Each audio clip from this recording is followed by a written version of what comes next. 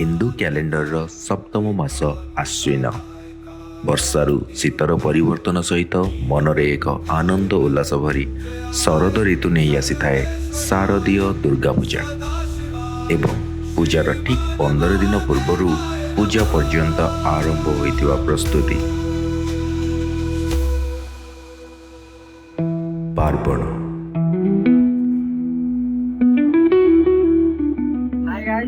पार्वण हूँ पिला कम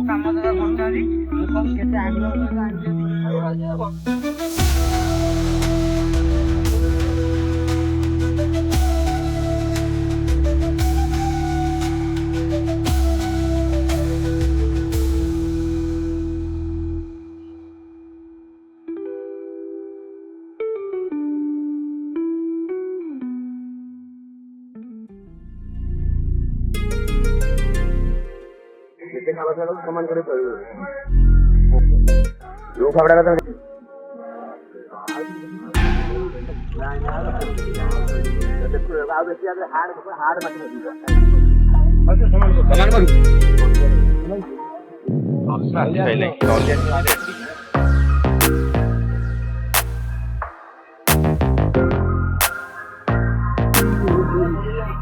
जी पैसा ये कलेक्शन हम मानते पूर्वतम खाली बेसी ना 5-6टा टका आठ मसान पैसा जी कलेक्शन हम वर्षक छड़ी 50,000 टका नेट कैश 50,000 सब खर्च कहीं पुरुषोत्तम सबको भल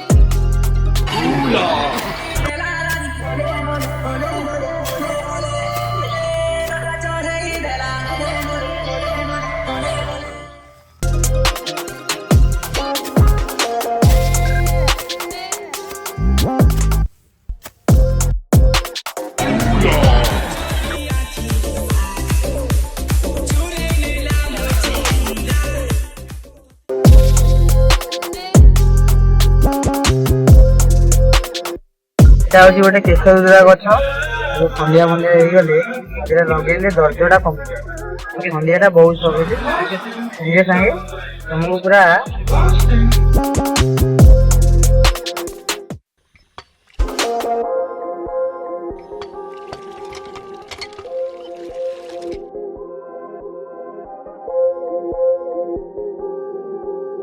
You know who made it.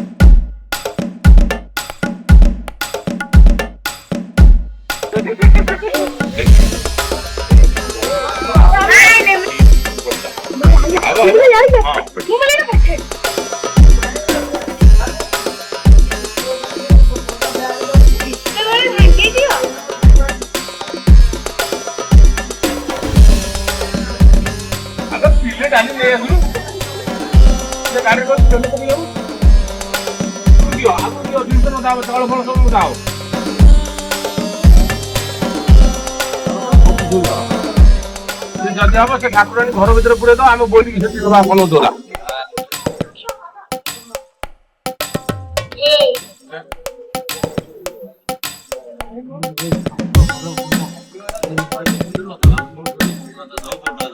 ଚାଉଳ ଦେଲେ 8 କିଲୋ ଓଜନ କରିକି ବାହାର କରିଦବ ଦଣ୍ଡି ବାଲି ପୁରେଇଛ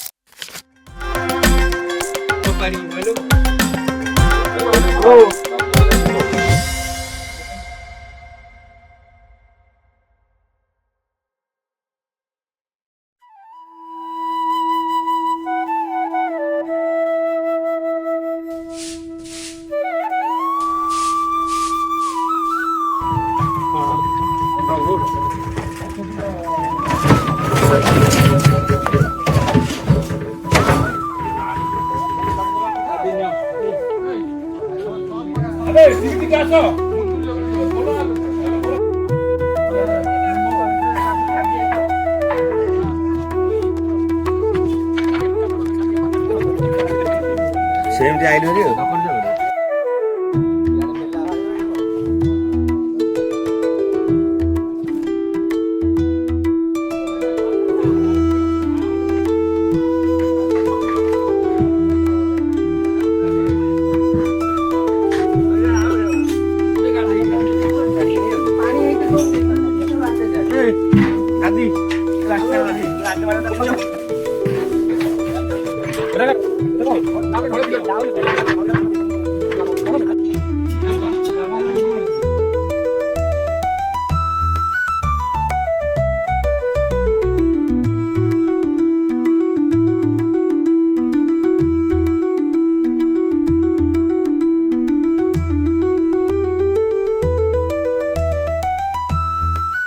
ଏହି 15 ଦିନରୁ ଗ୍ରାମର ଲୋକମାନେ କୌଣସି ଏକ ଦିନ ବାଛି ଗ୍ରାମ ଦେବତୀଙ୍କ ପାଖରେ ଏକାଠି ହୋଇ ମାଙ୍କ ପୂଜା ଅର୍ଚ୍ଚନା କରିବା ସହିତ ଭାଗବତ ପାଠ ହରିନାମ ସଂକୀର୍ତ୍ତନ କରି ମାଙ୍କ ପାଖରେ ଭୋଗ ରାନ୍ଧନ୍ତି।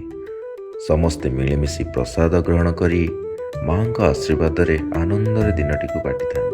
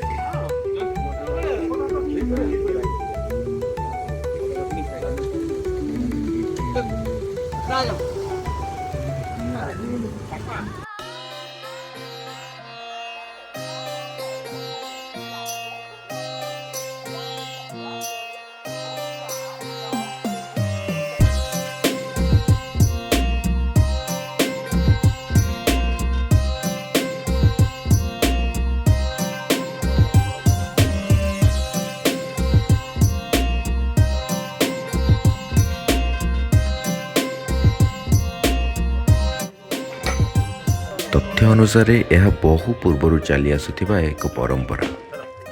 ଏହି ସମୟ ବେଳକୁ ଲୋକମାନଙ୍କର ବିଲବାଡ଼ି ଓ ଚାଷ କାମ ପ୍ରାୟତଃ ସରି ଆସିଥାଏ।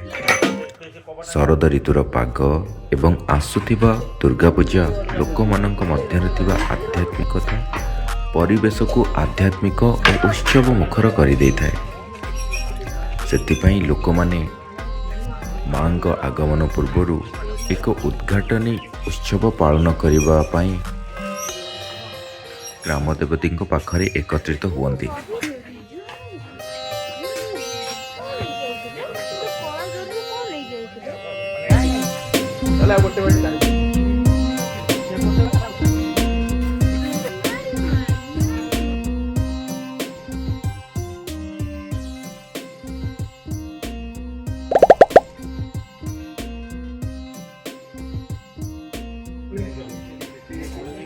ସେଠି ଥାନ୍ତେ ସେ ଜାଗା ଗୁଡ଼ା ଠାକୁର ଆମେ ଏତେ ଅସହଜ ହେଇନଥିଲା। ଗାଁ ଭିତରେ କଜିଆ ନଗେଇଲେ ଘର করে ଜମି ଏଇଠି ରହିଲା ଜଙ୍ଗଲ ଇଏ ଜଙ୍ଗଲ ଆଗେ ବହୁତ ଅସୁବିଧା ଥିଲା ଠାକୁର ଏଠି ବାଉଁଶ ବୁଦା ଥିଲା। ଆମେ ଏଇଠି ତମେ ସବୁ ବାଉଁଶ କଣ ଆଣୁଛ ଆମେ ଏଇଠୁ ହାଣି ନେଇଯାଉ। ହଁ ବାମ୍ଫି ଆମେ ଏଇ ବାଟ ମୁଣ୍ଡ କାନ୍ଧେଇକି ପୁଣି ବାମ୍ଫି କରି ଆସିବ ଟଣା ହେଇ ଯୋଉ ଦଳ ବୁଝି କୋପ ଏମିତି ତମକୁ ଜଣେ କାନ୍ଧେଇକି ଖୁସି ବର୍ଷା ହଉଥିବ ଧନିଆ ପୂର୍ଣ୍ଣ ହଉଛି ଆମର ମେନ୍ ପୂଜା।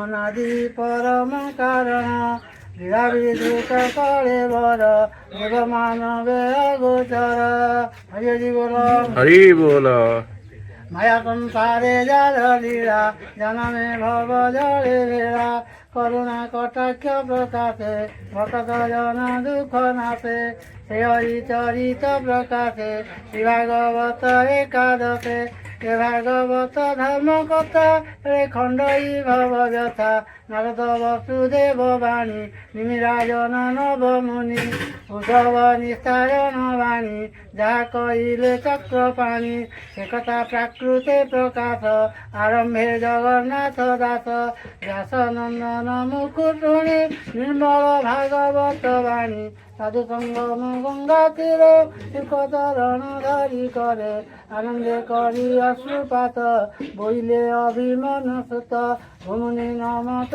পয়রে মতে উদ্ধর এ সংসারে কহ শ্রীকৃষ্ণ গুণবান ପୁଣି କି କଲେ ଭଗବାନ ଆନନ୍ଦେ ଦ୍ୱାର ଯେହେତୁ ଏହା ମାଙ୍କ ପୂଜା ସମୟରେ ହୋଇଥାଏ ତେଣୁ ଏହାକୁ ପାର୍ବଣ ବୋଲି କୁହାଯାଏ।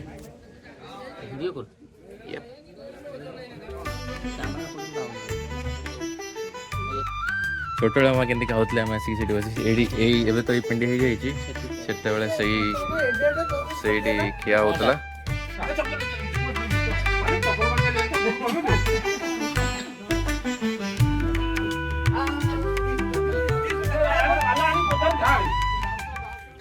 ପାର୍ବଣ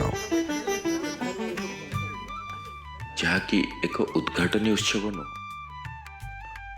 ଏହା ମଧ୍ୟ ଲୋକମାନଙ୍କୁ ଏକତ୍ରିତ କରିବାର, ଲୋକମାନଙ୍କ ମଧ୍ୟରେ ଭାଇଚାରା ଓ ସୁସମ୍ପର୍କ ସ୍ଥାପନ କରିବାର ଏକ ମାଧ୍ୟମ।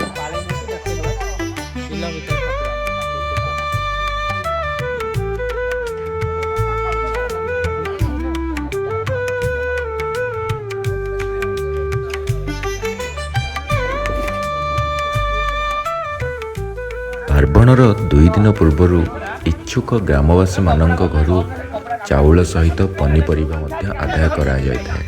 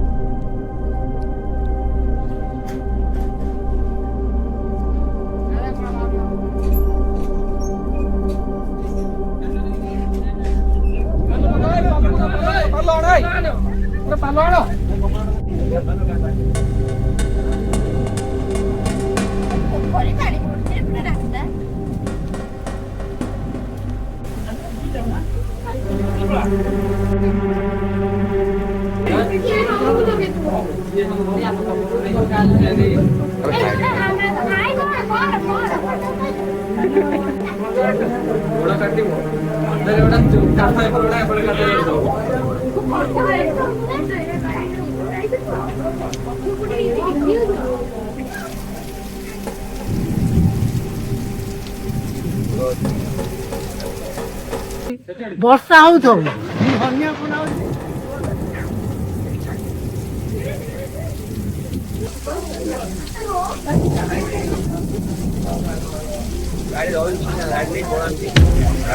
ମୁଁ ସେଇ କଥା କହୁଛି, ଗାଡି ଆଉ ଯାଇପାରିବନି, ଖାଲି ଗାଡି ବି ଯାଇପାରିବ।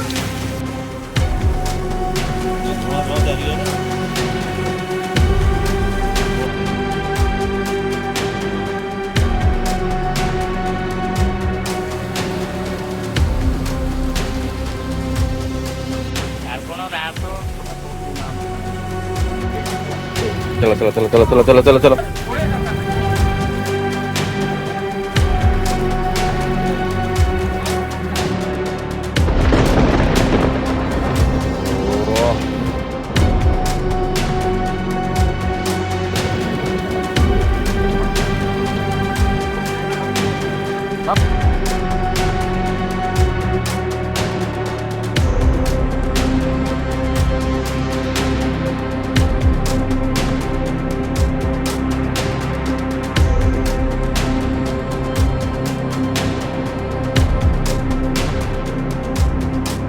ଫାଦର ତାଙ୍କର ଚାଲି ଆସୁଛନ୍ତି ବାହା ହେଲା ମୋତେ ଯିବୁ ନ କରିବ ମୁଁ ତାକୁ ଡାକିବି ଦେଖ ଇଏ ଦୋକାନ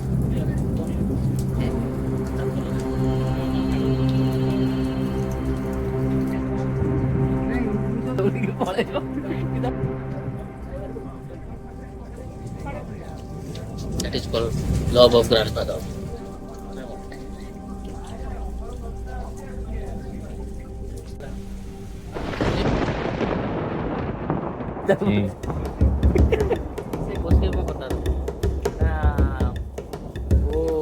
तो पूछना क्या बात है? नहीं नहीं मेरे को नहीं चाहिए। नहीं नहीं तो कुछ बोलने वाला था, क्या करने वाला था उसके साथ? बोल बोल बोल। तू समझा? हाँ। नहीं तू समझा नहीं। थोड़ा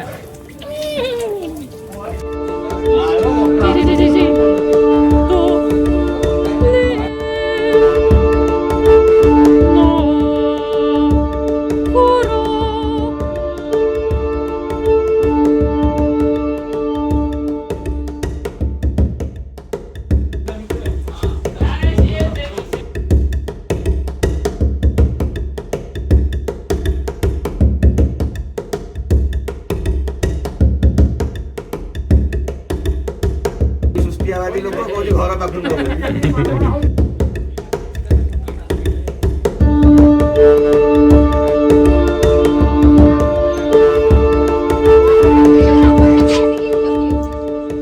ମା ଡଣପୋଇ ଆମ ଗ୍ରାମର ଗ୍ରାମ ଦେବତୀ। ସବୁ ଶୁଭ କାର୍ଯ୍ୟ ପୂର୍ବରୁ ମାଙ୍କ ପାଖରେ ପୂଜା ଅର୍ଚ୍ଚନା କରି ଗ୍ରାମବାସୀମାନେ କାର୍ଯ୍ୟଟିକୁ ଆରମ୍ଭ କରିଥାନ୍ତି। ଯେମିତିକି ବାହାଘର, ବ୍ରତଘର ବା ଘର ପ୍ରତିଷ୍ଠା ମଧ୍ୟ। ଏହିଠାରେ ମା ଡଣପୋଇଙ୍କ ସହିତ ଭଗବାନ ଶିବ ଏବଂ ମାତା ପାର୍ବତୀ ମଧ୍ୟ ପୂଜା ପାଉଛନ୍ତି।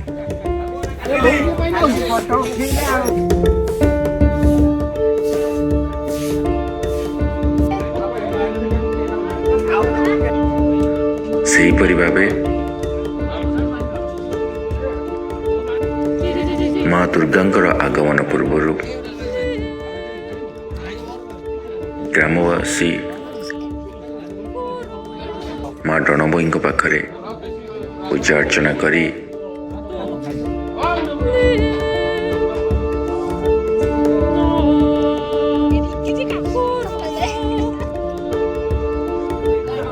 ମାଙ୍କର ଆଗମନର ପ୍ରସ୍ତୁତି କରିଥାନ୍ତି।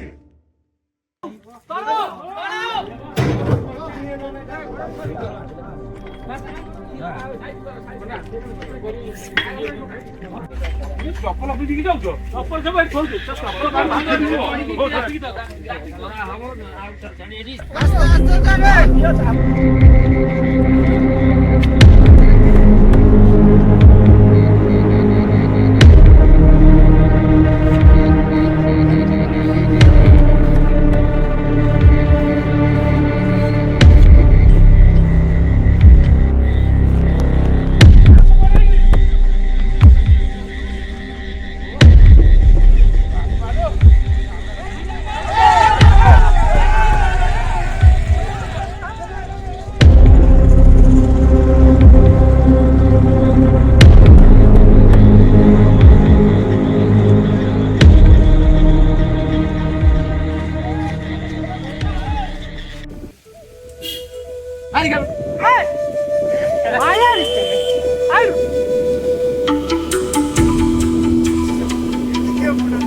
ଭାବିଲା ଟିକେ ଦେଖ ବାପା କଥା ଶୁଣିବି ନା ଶୁଣିବିନି ହେଲା ଲାଇକ୍ ତଥାପି ଛିଡା ହେଇଛି ହେଲା ଲାଇକ୍ ବୁଲେଇଲା ବାପା କଥା ମାନିଲା ଆଉ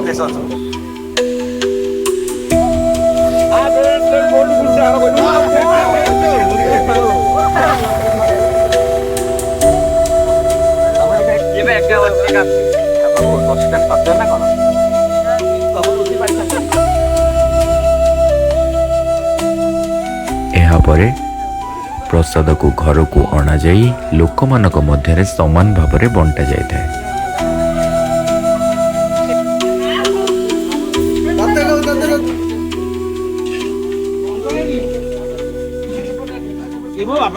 ବାଗେଇ କହିବି ଆଉ ଥରେ ପ୍ରଶ୍ନ ଉଠିଲି ସବୁ କାନ୍ଦେଇ ଯାଉ ଲୋଡ ଥିଆ ବୋଲିକି ସମସ୍ତେ ପେଲିଲା ଠୁ ପିଲା ଉପରେ 2-3 ଟଙ୍କା ଛିଡା ହେଇଥିଲେ ହଁ ସେମିତି ରହିଥିଲା ତାପରେ ଏତେ ଉଚ୍ଚା ବନ୍ଧ ହେଲାନି ଖସିଲେ ଛୋଟ ଚକ ତାକୁ ଉଠିବା କଷ୍ଟ କରୁନି। ଆଚ୍ଛା ମନେକର ଆମେ କହୁଛେ ଝୁଲୁକୁ ଇଞ୍ଜିନ ଦେଇ ଯଦି ଖସିଯାଏ ଟାଣିବ ଝୁଲୁ ଯିବ କେମିତି ଝୁଲୁ ଯିବ କେମିତି? अरे कहना क्या चाहते हो